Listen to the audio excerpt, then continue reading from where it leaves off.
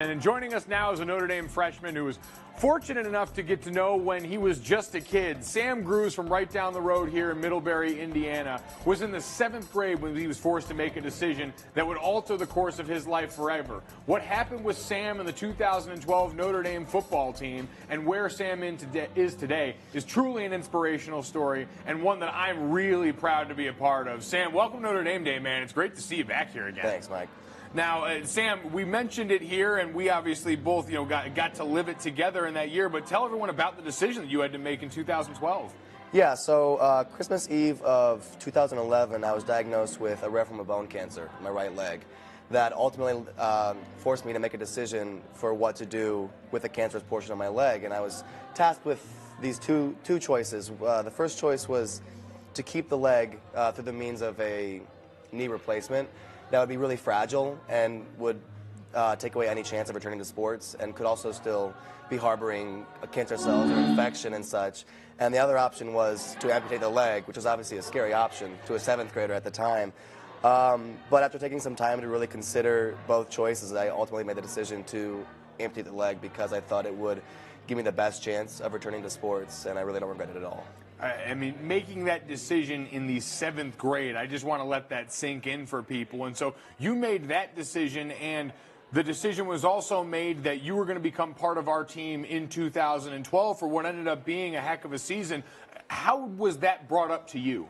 Yeah, so actually I was sitting in my hospital bed. My mom was going through some scrapbooks when one of the assistant coaches came into the room. I think he was making rounds, just volunteering.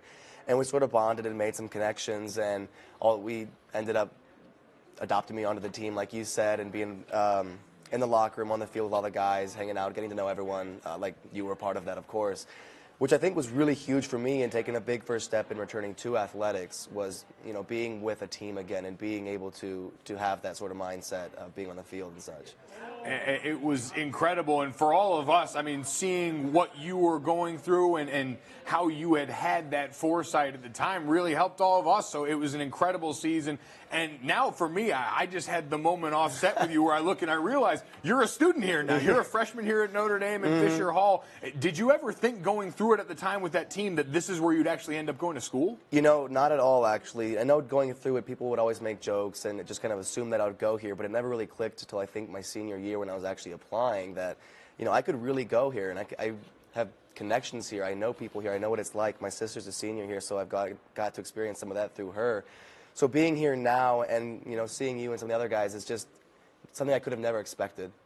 It really is incredible right now. You assured me off air that normally you're rocking a little more up top. You don't have quite my haircut, but we're just a part of the Bald and the Beautiful here on campus. So doing your part and giving back as well. But you mentioned athletics. It was always the goal for you to return to athletics. And to say you returned to athletics would be the understatement of the century. You competed in the IPC World Championships, gold and silver medal, I'm correct. So having that in your mind from the time you made that decision, what was it like going through that process and actually getting up to the goals that you had set out for yourself? Yeah, so after wrapping up chemotherapy 8th grade year, I joined my freshman basketball, lacrosse, and football team.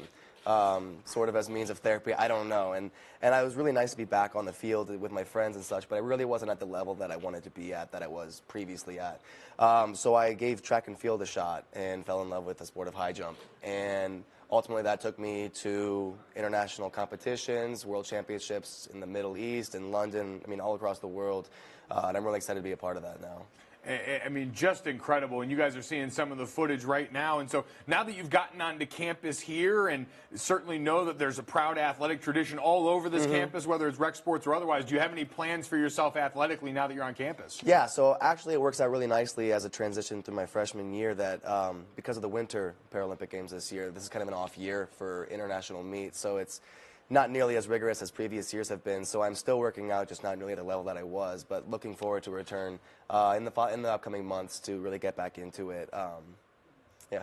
And in the meantime, you get to get ready for finals, which is just, exactly. It's just incredible. So how has the transition now been into your freshman year, everything and being around on the campus that you got so familiar with? Yeah, so I was blessed by being put in Fisher Hall, which is just the best community on campus. So happy to be with the guys.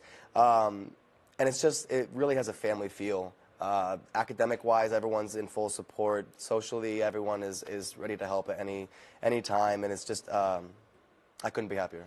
Sam, we really appreciate you stopping by here, man. It's awesome to see you again. It has been way too long, but I know Notre Dame is in good hands now that Sam's back on campus. So we appreciate you coming to Notre Dame Day and sharing your story.